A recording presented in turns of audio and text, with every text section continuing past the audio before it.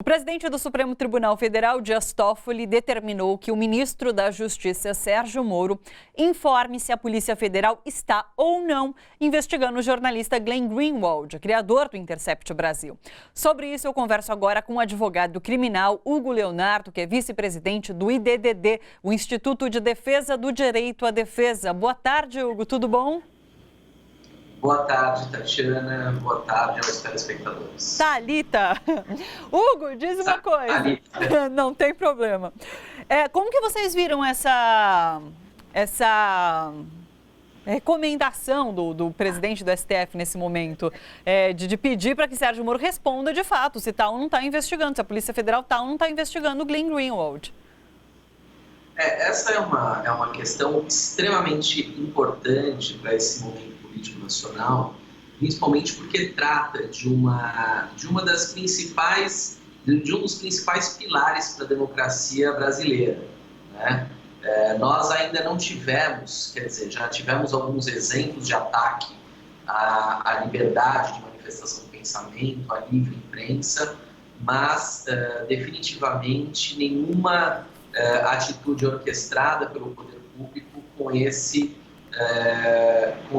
tamanho, né, diante de uma situação com essa gravidade. Então, definitivamente, já houve, salvo o melhor juízo, pedidos da própria Procuradoria do TCU ao COAF para que eles dissessem se havia alguma investigação aberta, alguma troca de informações, e eles foram evasivos e não responderam a essa indagação. Agora cabe ao Supremo Tribunal Federal efetivamente demonstrar de uma vez por todas de que modo, de que forma o Estado brasileiro vai se comportar com esse momento político bastante delicado. Sim.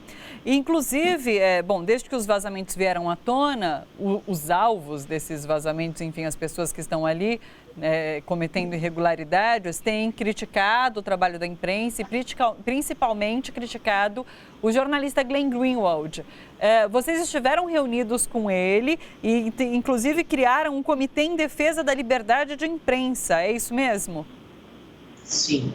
Na verdade, foi uma reunião de algumas pessoas, juristas, advogados, etc., preocupados com essa institucionalidade da liberdade de expressão.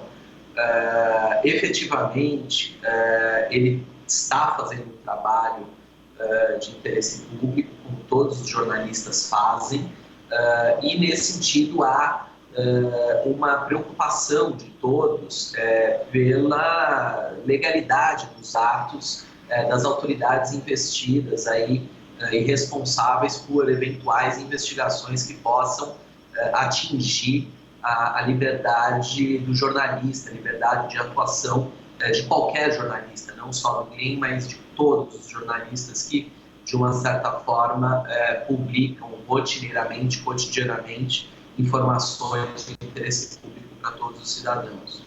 Sim. Hugo, a gente viu algumas novas revelações hoje, que saíram hoje, ontem no final da tarde, hoje pela manhã. Como que você explica as ilegalidades que estão contidas nesses vazamentos? Olha,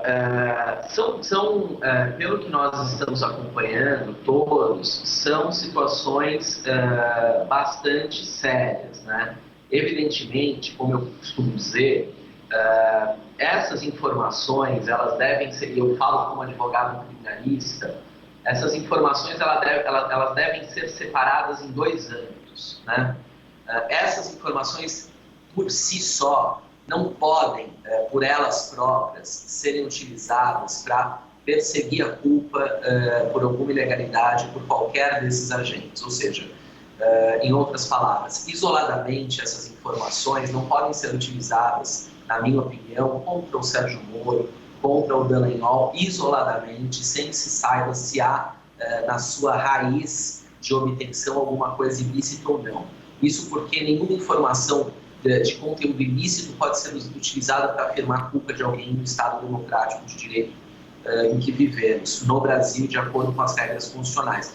No entanto, essas informações elas devem e podem ser utilizadas por todos os acusados que virem notícias relativas ao seu processo ou situações em que possa colocar em dúvida a trajetória jurisdicional desse magistrado ou de qualquer outro ator que esteja envolvido com essas mensagens, isso deve sim ser apreciado pelo tribunal e sopesado como uma informação nova a eventualmente levar a uma discussão probatória, etc.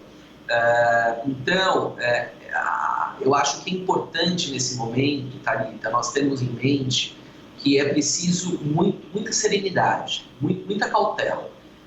Da mesma forma em que nós pregamos a necessidade de garantias individuais, acho que temos que ter garantias individuais nesse momento para todos esses atores. No entanto, tratam-se de informações seríssimas que devem ser investigadas pelas autoridades, mas que tudo ocorra dentro da legalidade, como, aliás, é o que mostra, em algumas mensagens mostram muitas vezes eventual descuido ali ou uma situação, para usar um termo soft, uma situação anômala de como deveriam se comportar esses atores judiciais. Sim. Hugo, muito obrigada pelas explicações e pela participação aqui no Bom para Todos. Muito obrigado, Thalita Galli. Obrigado a todos e um bom programa aos telespectadores e a vocês aí no estúdio. Muito obrigada. Até uma próxima. Tchau, tchau. Bom, vamos voltar aqui para o estúdio. Daí eu queria repercutir com vocês, porque hoje as notícias em relação ao Dias Toffoli foram duas. Então tem essa dele ter dado uma prensa ali no Ministério da Justiça, na PF, precisa apresentar se está ou não investigando Glenn Greenwald. E, por outro lado, tem aquela notícia que a gente deu na abertura do programa em relação à paralisação de todas as investigações em relação a Flávio Bolsonaro e, em consequência, Fabrício Queiroz, que, enfim, não deu mais nenhuma declaração pública. Como que vocês enxergam isso? Porque está rodando aí nas redes, por exemplo, o que parece ser uma blindagem do judiciário em relação à família Bolsonaro, porque nenhuma investigação avança. Como que vocês veem isso? Olha, em relação ao Glenn Greenwald, me parece gravíssimo que a Polícia Federal e o próprio ministro da Justiça não informem se existe uma investigação em curso. Por quê? Por duas razões. Primeiro, porque somente estados autocráticos, ditaduras, é quem fazem isso. Segundo, o próprio Glenn tem direito a ter um advogado dentro do princípio do amplo direito de defesa, ele tem direito a ter um advogado para acompanhar essa investigação. Então, se nenhuma coisa nem outra ocorre, a gente está diante de uma grande arbitrariedade que está saindo do próprio Ministério da Justiça, que é o guardião de todos esses princípios do devido processo legal. Então, me parece que se isso realmente está ocorrendo, é muito grave e acho que o ministro fez muito bem de determinar, eu acho que é mais do que recomendar, determinar que a Polícia Federal informe se há ou não uma investigação. E se houver essa investigação, então aí abre-se uma nova perspectiva legal, política, para se discutir a questão. Eu já acho um absurdo que o juiz do STF tem que determinar explicação para o ministro da Justiça. Ele próprio, em nome da transparência, da lisura do processo, já deveria, espontaneamente declarar, olha, não há nenhuma investigação, ou há, enfim, a respeito disso. Mas ele saiu de férias, né? Rapidinho. Pois é. Não, claro. A segunda questão é uma questão envolvendo o senador Flávio Bolsonaro, filho do presidente, é uma questão que vem se arrastando desde o início do mandato. Porque o Ministério Público Estadual do Rio de Janeiro avocou para si a possibilidade de fazer essa investigação. Por quê? Porque ela diz respeito a delitos cometidos antes da posse do senador, quando ele era ainda deputado. Então, pode haver uma divergência jurídica em relação a isso? Pode, porque o direito não é uma ciência exata, então pode haver interpretações diferentes dos juízes, dos tribunais, mas, a meu ver, me parece que está correta essa investigação do Ministério Público Estadual e me parece que essa decisão de sustar as investigações favorece politicamente o presidente. Isso não pode deixar de ser reconhecido. Sim, porque o que o STF está dizendo nesse momento é que o COAF liberou informações sem uma decisão judicial, E, na verdade, qualquer investigação que esteja sendo feita com uso de dados do COAF será paralisado. Isso atinge não só essa questão do Eduardo Flávio Bolsonaro e de Queiroz, mas também outras investigações da Lava Jato, do Mensalão, enfim, qualquer investigação que tenha dados do COAF. O curioso é que esse núcleo duro do governo, ele utiliza argumentos totalmente contrários ao que eles defendiam antes. O próprio atual ministro Sérgio Moro, ele agora adota um critério completamente diferente quando ele investigava o Lula, divulgou escutas telefônicas ilegais a respeito do Lula, da Dilma, enfim. Né? Então, são sempre dois pesos e duas medidas. Né? Então, eu costumo dizer, assim, até quando algumas pessoas dizem que as instituições estão funcionando, né? A primeira reação, geralmente, alguém que tem uma posição mais crítica, é dizer, não, mas tem algum problema no funcionamento dessas instituições, né? Mas eu acredito que as instituições estão funcionando, mas a gente tem que perguntar a serviço de quem, né? Porque, de fato, historicamente, o STF foi cúmplice de grandes arbitrariedades. O STF lavou as mãos, por exemplo, no golpe em 64 no Brasil. Né? Lavou as mãos com relação a diversas outras arbitrariedades que foram cometidas, golpe, ou seja, impeachment sem crime de responsabilidade, condução coercitiva sem que a testemunha tenha se recusado a prestar depoimento, a questão da prisão em segunda instância. Então, foram muitas arbitrariedades que foram cometidas. Então, não é um fato inédito, né, o fato de que o Judiciário, mais especificamente o Supremo Tribunal Federal, tenha sido criticado até mesmo pela comunidade de juristas no Brasil e externamente também. Sim. Como vocês viram essa fala agora de Bolsonaro em relação a colocar um ministro terrivelmente evangélico no STF? Viola completamente a ideia de que o Brasil é um Estado laico, inclusive, né? Um terrivelmente evangélico.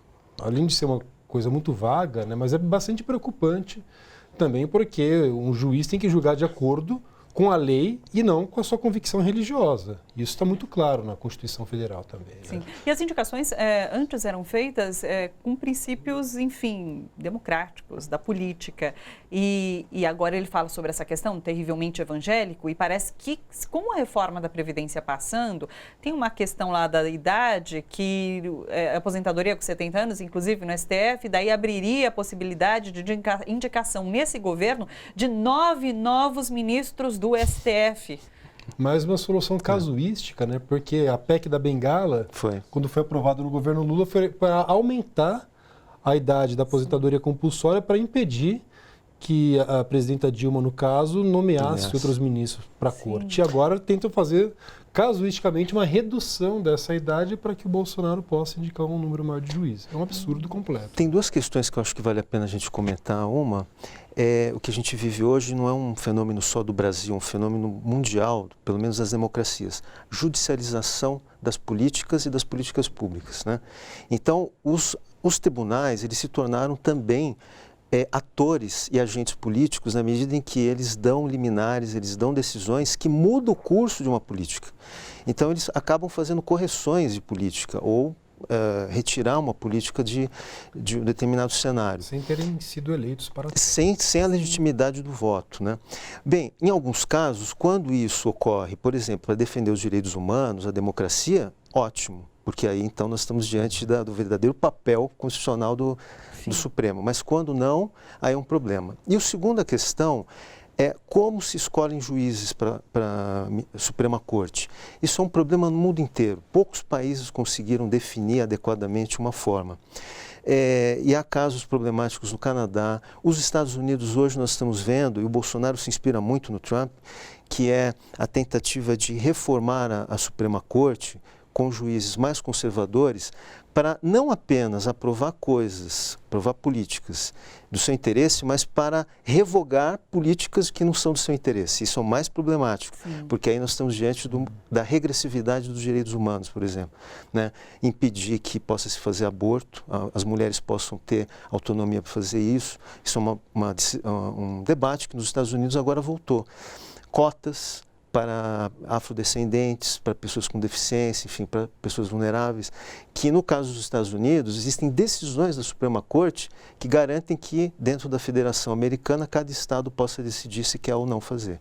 No Brasil, nós não temos essa autonomia federativa. Se o Supremo decidir, todos vão ter que cumprir. E me parece que o Bolsonaro está indo nessa direção. Então, eu acho que nesse momento, e o Pedro falou das instituições, né, de que funcionam, mas o interesse de quem? Eu acho que seria muito importante que, por exemplo, a OAB retomasse papéis que ela já teve na época, por exemplo, do regime ditatorial, de vocalizar a cidadania, vocalizar o interesse público das pessoas, da democracia, para tentar impedir isso. Sim.